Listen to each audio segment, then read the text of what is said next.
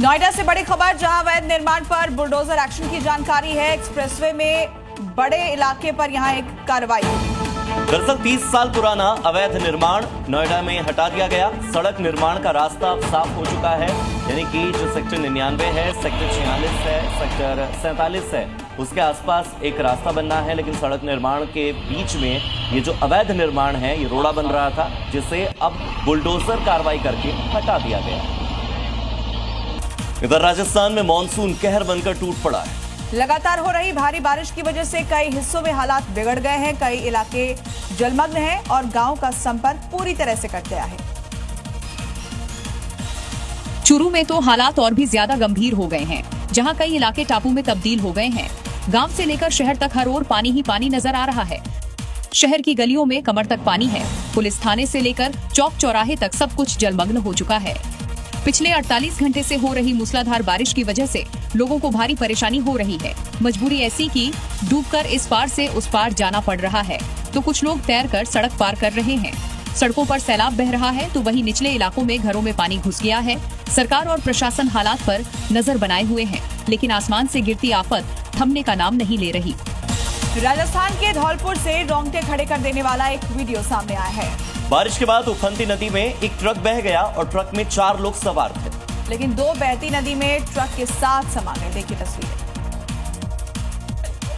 हैरानी की बात यह है कि दोनों ने ट्रक को नाव समझ लिया और उसी पर सवार होकर नदी पार करने की कोशिश की, लेकिन जो हुआ वो दिल दहला देने वाला था।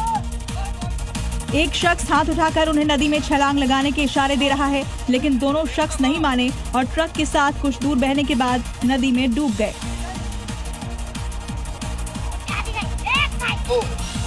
पुलिया से गिरने के बाद कुछ दूर तक ट्रक पानी में तैरता जरूर रहा, लेकिन अचानक गहराई में जाकर वो डूबने लगा और ट्रक के साथ दोनों युवक भी नदी में समा गए। मध्य प्रदेश के नरसिंहपुर में बारिश की वजह से हालात बद से बदतर होते जा रहे हैं। पूरे के पूरे गांव बाढ़ की चपेट में आ गए हैं। घरों में कई फीट तक पानी भर चुका है और मंदिर हो या सड़कें, सब डूब चुके हैं।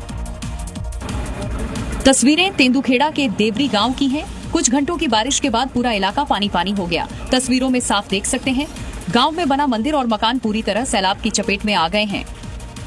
बारिश के बाद आई बाढ़ से कई घर भी लबालब हो चुके हैं। घरों के अंदर घुटनों तक पानी भर गया। बारिश के 3 दिन बाद भी गांव से पानी की निकासी नहीं हुई।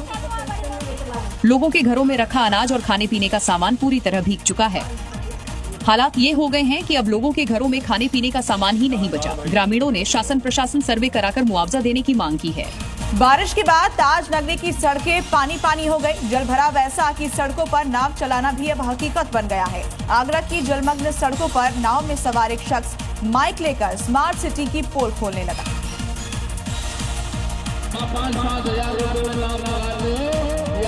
जिसका वीडियो सोशल मीडिया पर जमकर वायरल हो रहा है। जलभराव पर अनोखे अंदाज में तंज कसते हुए बोट लेकर आगरा की सड़कों पर इस शख्स ने सफर किया और माइक से स्मार्ट सिटी की असलियत का ढोल भी बजा दिया।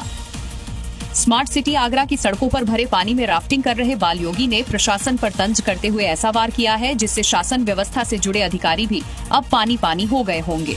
सवाल बड़ा है, जब स्मार्ट सिटी में नाव चलाना मजबूरी बन जाए तो जवाबदेही किसकी?